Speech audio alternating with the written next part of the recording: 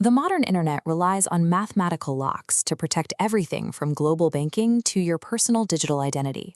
The most common standard, RSA 2048, works by multiplying two massive prime numbers together. For a classical computer to reverse that math and find the original numbers, it would take longer than the age of the universe. This chart shows the projected quantum computing power needed to break that encryption.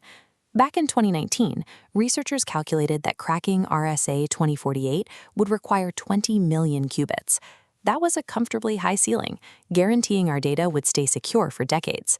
But in early 2026, researchers from Google Quantum AI and a startup called Oratomic published new, highly efficient algorithms.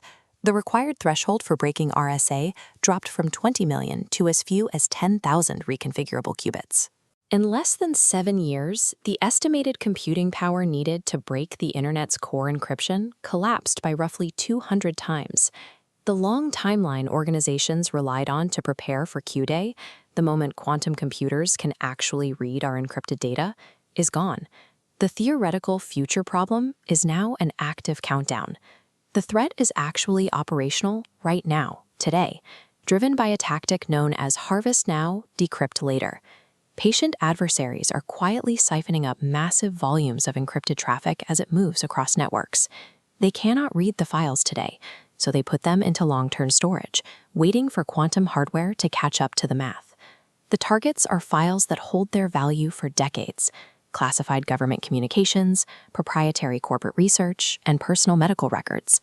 QDay is a race to upgrade our infrastructure before the encrypted data being harvested today is unlocked and weaponized tomorrow. To understand why the timeline collapsed so quickly, we must look at the physical hardware. Multiple companies have now demonstrated systems with hundreds of qubits. The systems are becoming more stable, with error rates dropping, and coherence times, the duration a qubit can hold its quantum state, steadily increasing. Several companies are now projecting they will have useful, fault-tolerant quantum computers by the late 2020s, a full decade earlier than prior estimates. At the same time, the software is getting incredibly efficient. Mathematicians are discovering new ways to execute Shor's algorithm, the specific mathematical operation used to factor large numbers, requiring shorter quantum circuits and fewer total qubits. Machine learning systems are explicitly driving this efficiency. Researchers at Oratomic confirmed they used AI to map out shortcuts in quantum algorithms that human researchers had struggled to find. AI accelerates the quantum software progress, while the physical quantum hardware scales up simultaneously.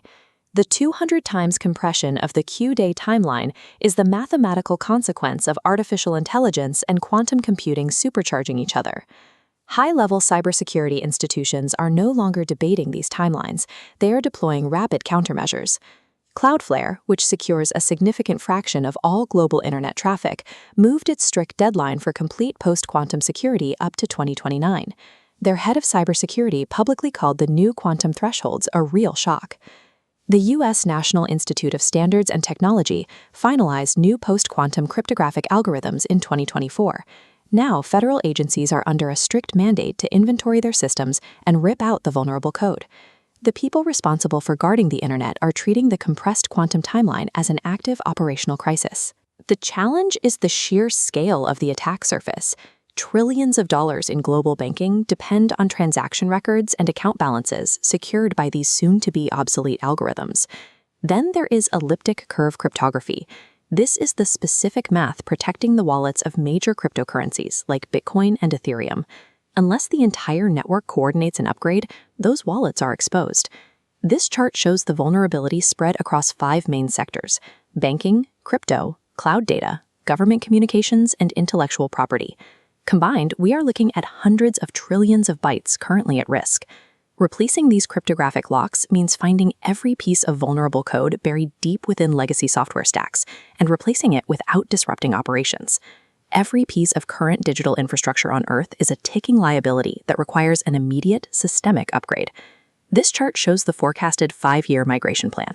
The rollout starts with post-quantum cryptography deploying across most major U.S. federal systems by the end of 2026 to meet strict government mandates.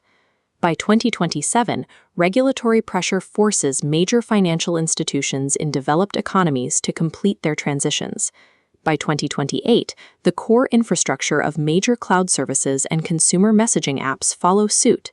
By 2030, the operational capability to practically break RSA 2048 encryption becomes a highly probable reality, leaving any lagging systems entirely exposed.